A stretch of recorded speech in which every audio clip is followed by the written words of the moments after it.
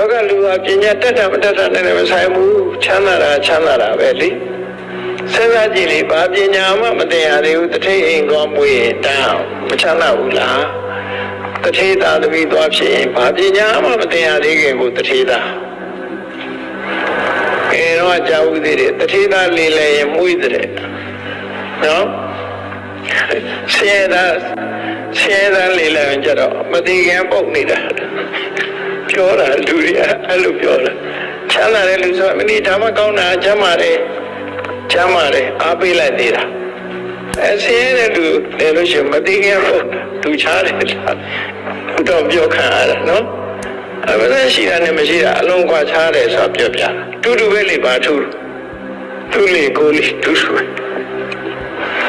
အဲ့လိုတချို့လေလူလောကမှာပိုက်ဆံရှိရာမျက်နှာလိုက်ချတာဒါတော့ဒုသမဝပြောကြလူလောကကအဲ့တိုင်းပဲဘာပညာမှမတတ်တဲ့တထေးသားလေးဆိုလို့ရှိရင်အမလေးဝိုင်းမို့ဝိုင်းလေနေပိုက်ဆံမျက်နှာလေးတခါတော့ဘုန်းကြီးတို့စင်ကာပူသွားတယ်စင်ကာပူသွားတော့တခါဓမ္မတွေကချမ်းသာတာတော့အောင်လို့ဆိုတဲ့ business class ကတင်ပေးတာပေါ့နော်တင်ပေးတဲ့အခါကျတော့အမလေးလင်းမဲလင်းမောင်တွေကပြုံးတာပဲ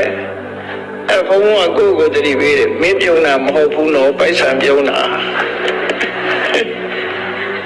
အဲဒီမှာလူတွေကကိုယ်ပြုံးပြတယ်ထင်တာကိုယ်ပြုံးတာမဟုတ်ပိုက်ဆံကိုပြုံးတာလို့ business class ဆိုရင်သူတို့ကယူဆရတော့မှလေအဲ့ဒါကိုမထင်ပဲနဲ့ငါပြုံးပြတယ်လို့သွားထင်မှားလိုက်မယ်ဟုတ်လားအဲ့ဒါပြီးနိုင်တဲ့လူပြုံးပြမှာပဲ